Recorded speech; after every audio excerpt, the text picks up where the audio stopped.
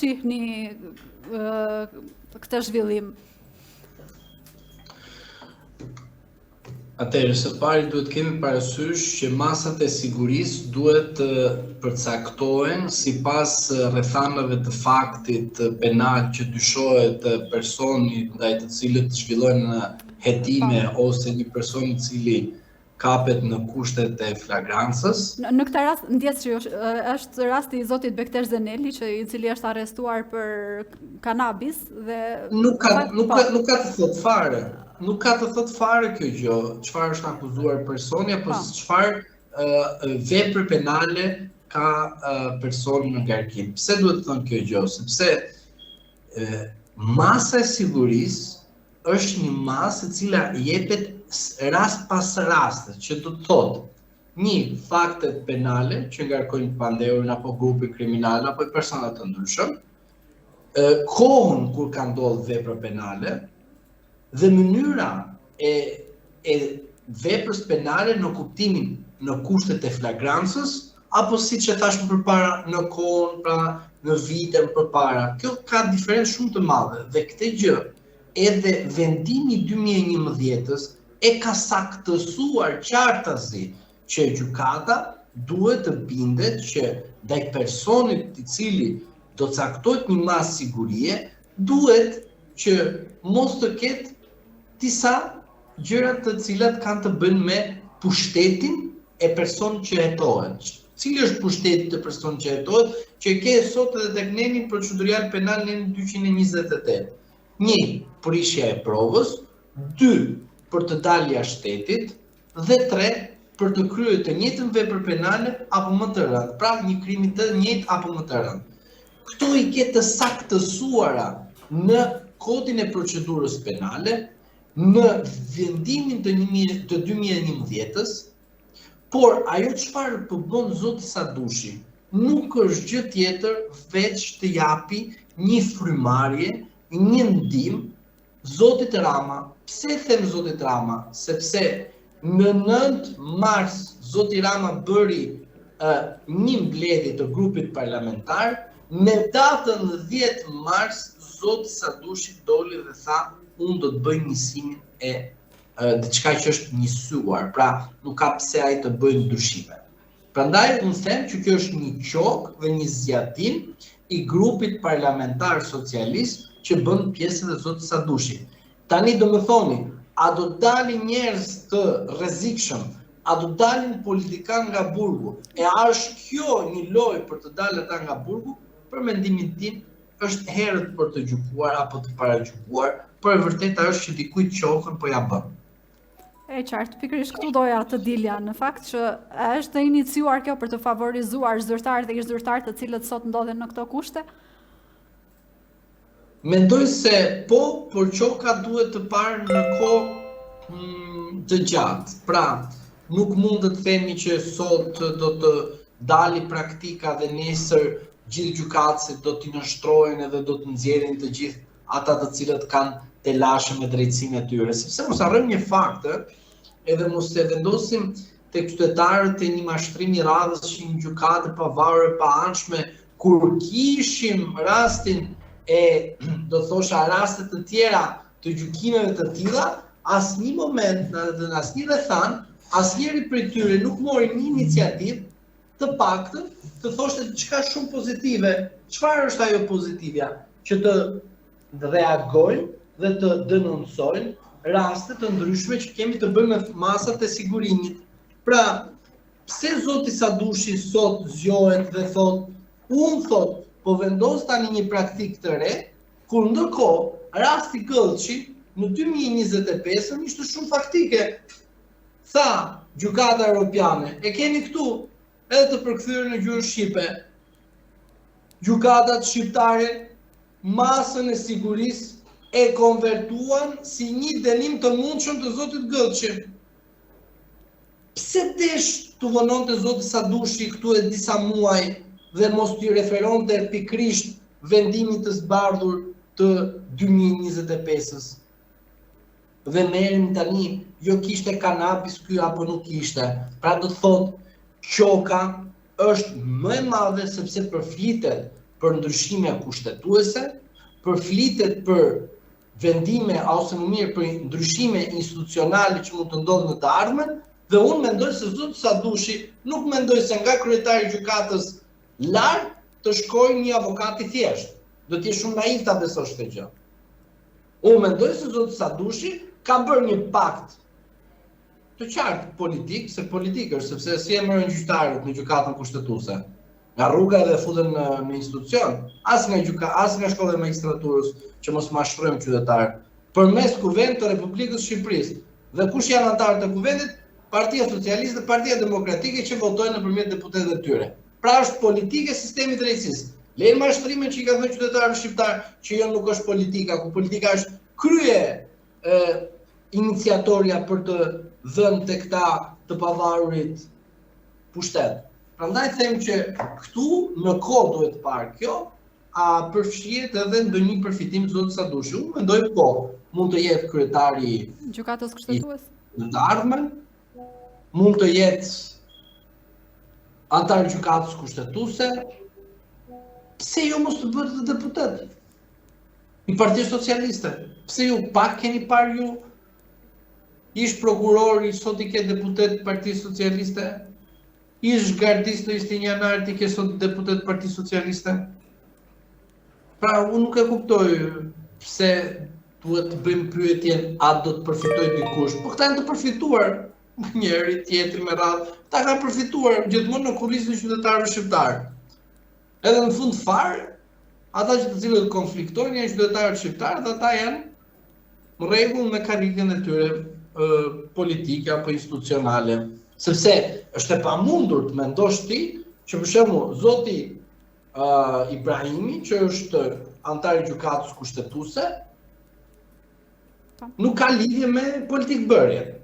Shumë e tmerrshme, po të mendosh që s'ka lidhje. Ka lidhje, sepse ai pikërisht u shkel kushtetuta jonë dhe kryeprokuroria zonja Marku u votua me 69 deputet, kundërkohë atë duhet të ishte votuar me 94 deputet. Foli dikush?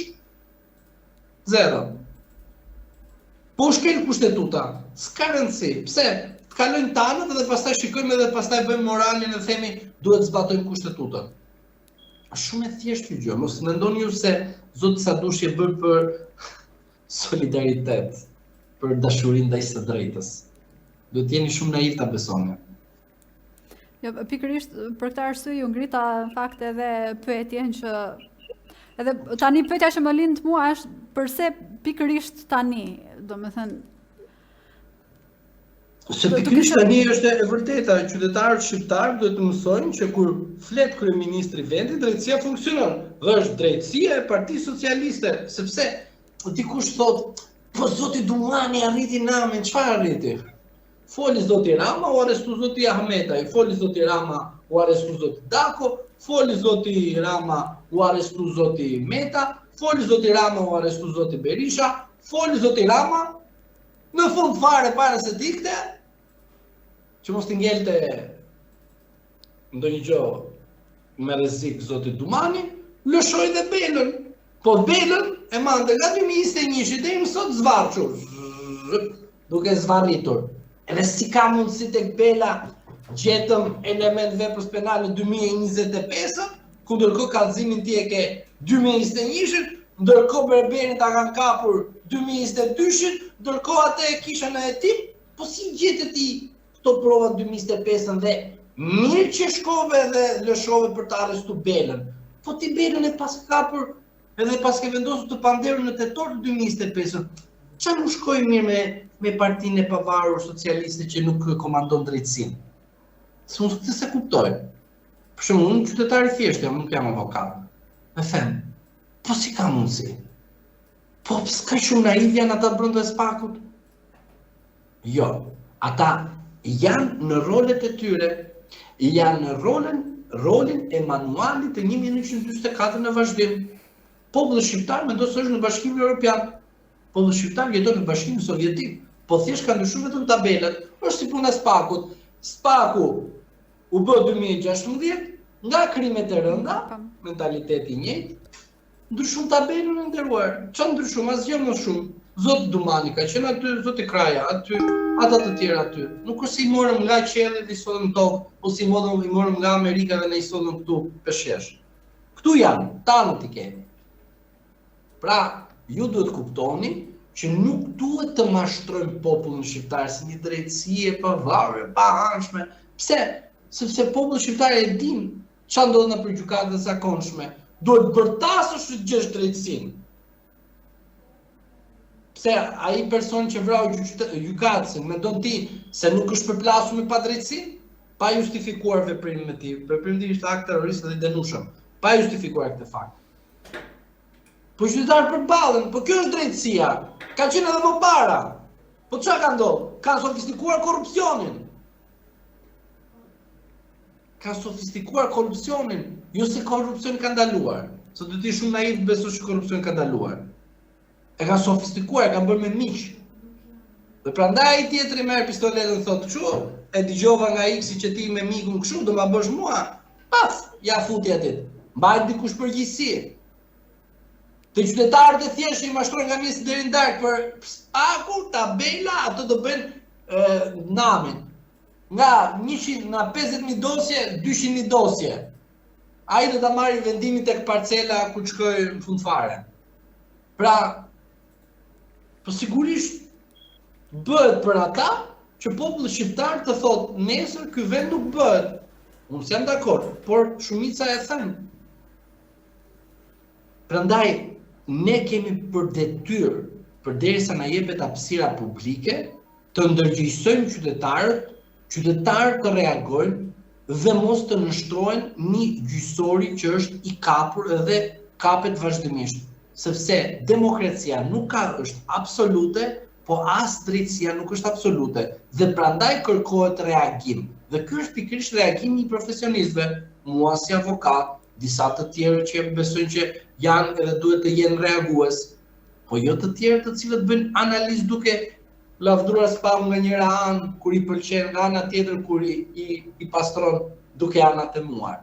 Se kjo nuk quhet drejtësi, kjo quhet selektim të asaj që mua më intereson.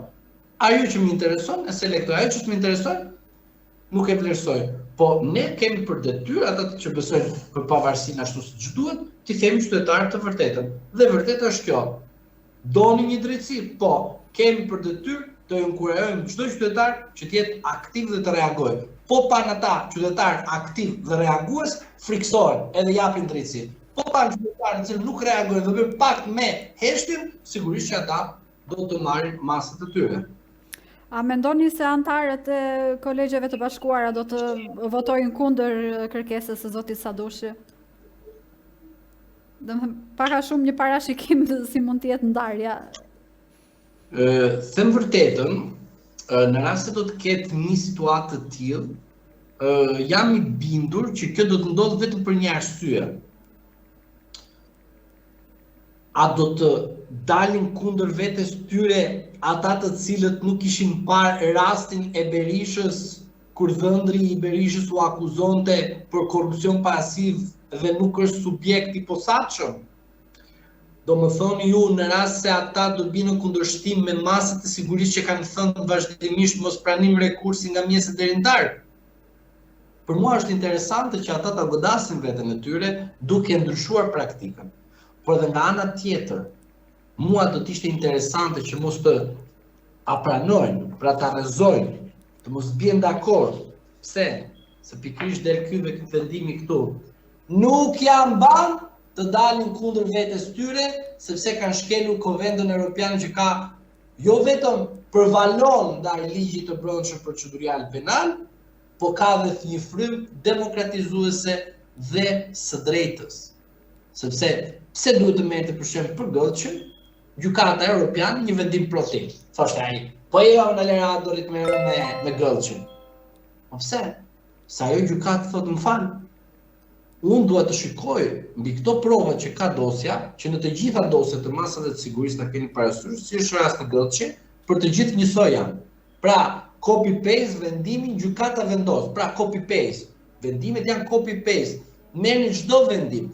Merrni se si Panda ka vendosur, kujdes, këtu ka një gjë shumë të rëndësishme, se si vendoste Zoti Panda ndaj Zotit Berisha. Dhe çfarë bëri gjykata europiane, i tha, por zotëri, hajde më sillni pak të dhënat, si ka mundësi ju të gjykoni edhe dhëndrin, edhe vjerrin? Mirë. Njëri ka pushtet. Po ky tjetri çfarë është? Ky pushteti konvertohet, dhëndëria, vjerria e të tjerë influenca konvertohet në Shqipëri në vepër penale? Mirë ju mos e merrni për rastin Berisha edhe dhëndri i tij. Po këtu. Çfarë lidhje ka ky me Berishën për shembull? Ky madje është edhe me partinë në pushtet, që partia drejtësia vetë çoi atje. Tani, po ky pra do të thotë që në Shqipëri, edhe sikur të dalë gjykata kushtetuese pro apo kundër, ajo shkelmon veten e saj në vendime të mëparshme. Edhe sikur të dalë gjykata e lartë pro apo kundër, ajo shkelmon veten e saj. Ta dini ju, nga 2016 deri më sot, gjykatat tona shkelmon njëra tjetrën. Mos keni merak a ka kundërshti apo nuk ka. Ju nuk e mani men rastin kur zoti Sadushi pas ka thënë, ose sipas informacioneve ka kërcënuar antar të trupit gjykues, edhe ju më pyetet në rast se do të ketë aty do një kundërshtim. Se di, uroj që mos shkojnë njëri në spital. E qartë. Pra juve parashikoni edhe kështu incidentesh. Tani kur i tha atit, po për kështu unë ta tregoj, mund të dyshoj. Kam të drejtën të dyshoj, po kjo nuk do të thotë që është faktike, pra është e provuar. Dyshoj që mund të ndodhë. Në rast se mbaj mend atëre vendimi që ai donte të çonte njeriu në vet në gjykatë kushtetuese dhe bëri, me sa kam dëgjuar, me të thënë, kupton, nuk është se unë kam një provë. I ka thënë guxo dikush edhe pastaj shikon situatën. Besoj që është në proces verbal, por gjithsesi kur unë nuk e kam si fakt konkret, po e kam të lexuar, thjesht unë bëj një interpretim të asaj që kam lexuar. Atëherë që ky vendim, domethënë të lehtësonte vërtet po themi të personat të paraburgosurit, cilat janë disa nga çështjet për të cilat nuk duhet të aplikohet masa e arrestit me burg. Jo, unë nuk jam... Në vendim, në gjykimin tuaj, domethënë nëse realisht do të ishte, po themi, qëllimi, e marrim për të mirë qenë që qëllimi është që të lehtësohen edhe ngarkesa, po themi, në qeli, edhe po e marrim që sikur të jetë një vendim për arsye lehtësimi. Atëherë masat për të cilat, për shembull, rasti konkret për të cilin nisi edhe kjo është për një vepër penale që relativisht konsiderohet të paktën kohët e fundit konsiderohet e lehtë, dhe thonë ose domethënë për drogë është, përse duhet të rinë në paraburgim, ose për shembull për vepra për vjedhje të lehta, përse duhet të ri ky personi. Domethënë në këndvështrimin tuaj, domethënë që të sillte vërtet lehtësi, për cilat masa nuk duhet të aplikohet? Nuk mund të jap një përgjigje të saktë. Pse? Sepse unë nuk jam këtu të gjykoj cilat janë veprat të cilat janë të rënda dhe të lehta. Një kjo. E dyta, vepra penale dhe vlerësimi i masës sigurisë është gjithmonë në raport me personalitetin e personit që është i akuzuar. Rast pas rasti, prandaj e thash. Por në rast se mua më thoni që ti tani futu te truri komunistave, pra gjykatësit, dhe mos shko te fjalia afërmendësh vendos gjykata siç thot prokuroria rasti Dumani, që u dha mesazh edhe te gjykatat e zakonshme dhe të posaçme, tani ju më kërkoni që të futem unë edhe të bëj një interpretim të çfarë truri mentaliteti komunist ka një gjykatës që thot ç'më duhet mua halli tjetrit është i imi, ik më lerat, qa, burg, brenda. Në këtë situatë nuk futem dot, sepse unë e di që ata që vendosin burg për individët të caktuar, si të jetë një masë e lehtë dënimi apo e rëndë, unë po ju marr një fakt shumë të thjeshtë.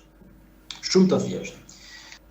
Burri edhe gruaja rrihen njëri me tjetrin, pra dhunohen, sigurisht në rast konkret gruaja gjithmonë është viktim, sipas praktikës, mirë, sipas praktikës.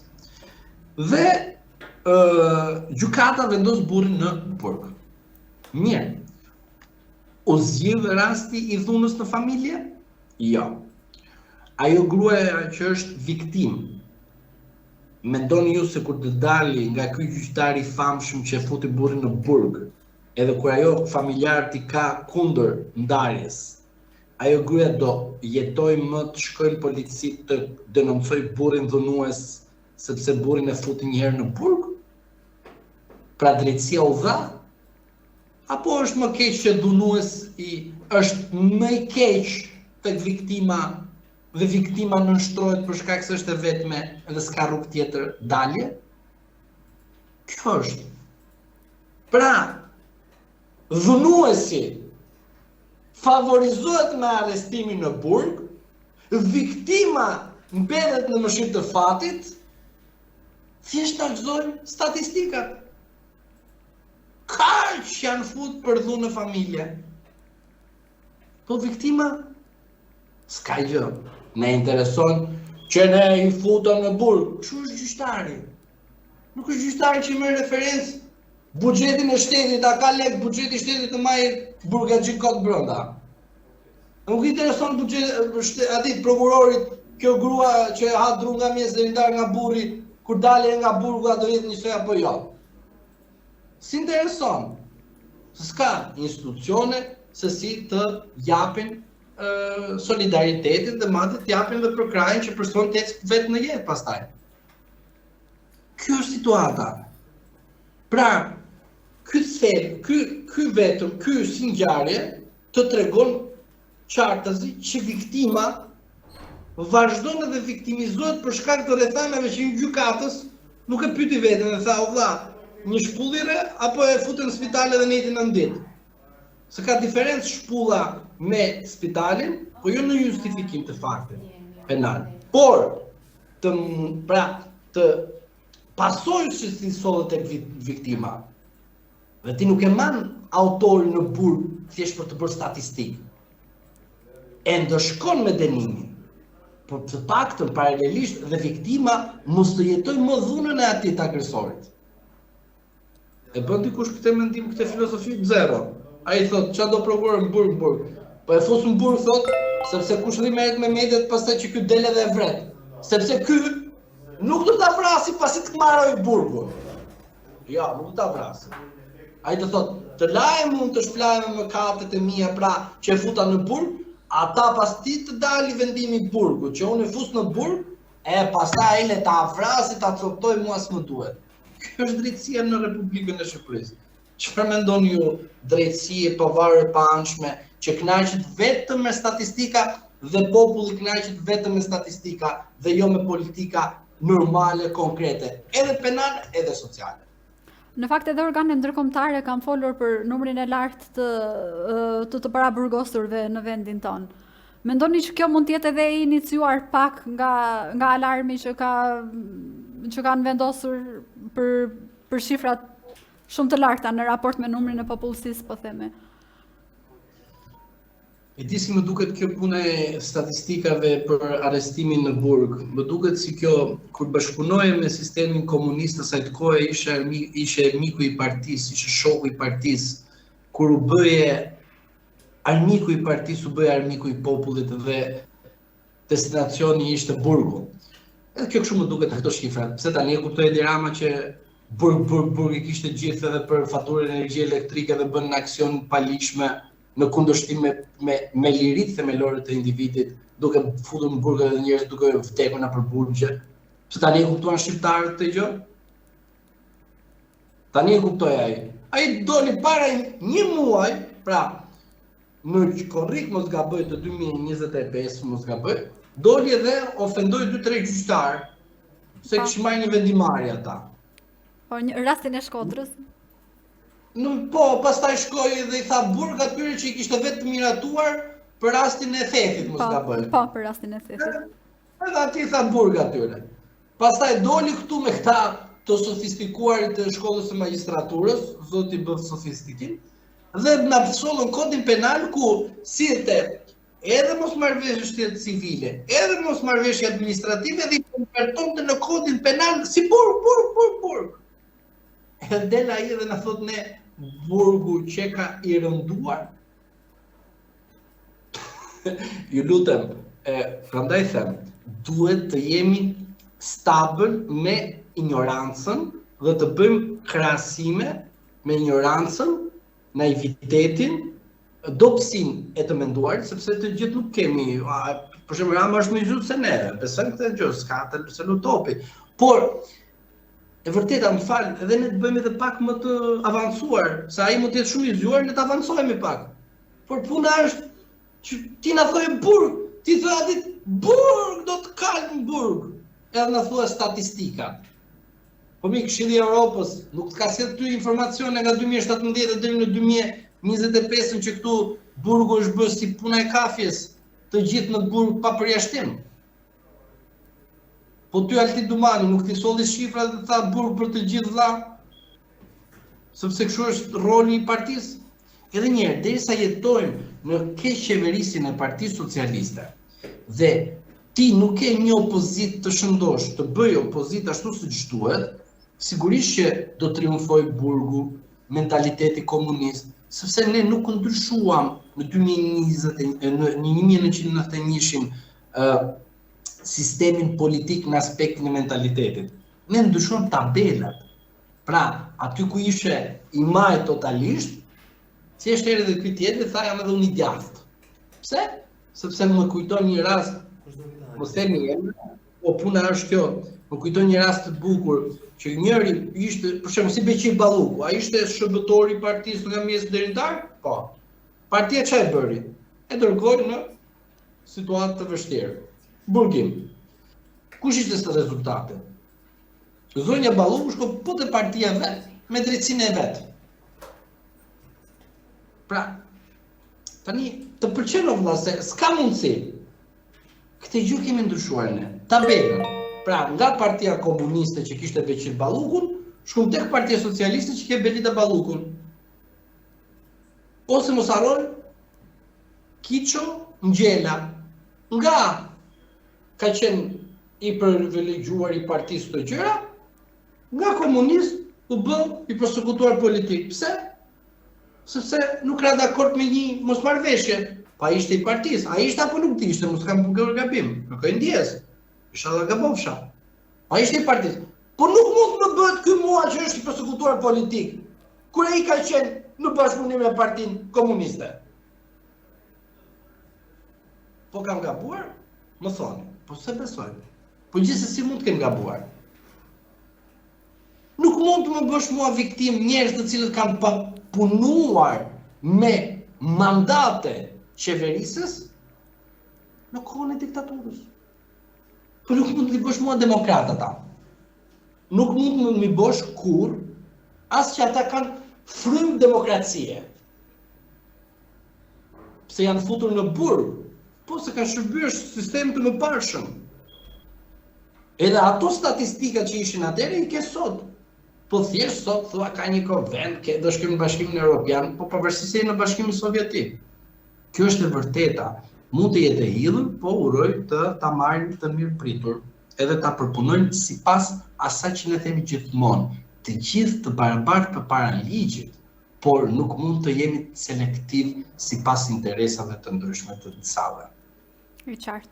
Prandaj jemi këtu në fakt edhe për të nxitur mendimin kritik. Prandaj ngrem edhe pyetjet që shpesh herë transmetojmë pak edhe interesin pak, domethënë transmetojmë interesin e publikut duke qenë që janë pyetje që janë muajt e fundit janë në të gjithë opinionin publik.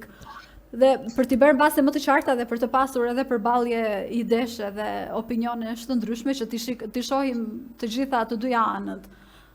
Domethënë mos të shikojmë vetëm anën zyrtare, por të shohim më pas edhe përtej dhe prandaj në fakt ne intervistojmë edhe ekspertë të fushave ligjore, siç jeni ju edhe ekspertë të tjerë.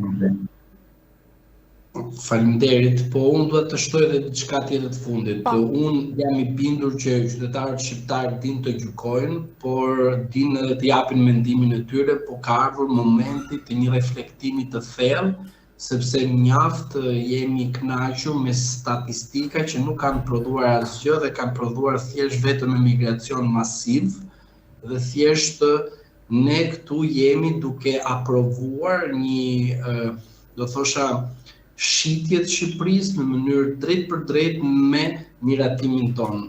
Ne duhet jemi qytetarë, ata të cilët duhet të reagojmë kundrejt kësaj padrejtësie që po bëhet kombit shqiptar.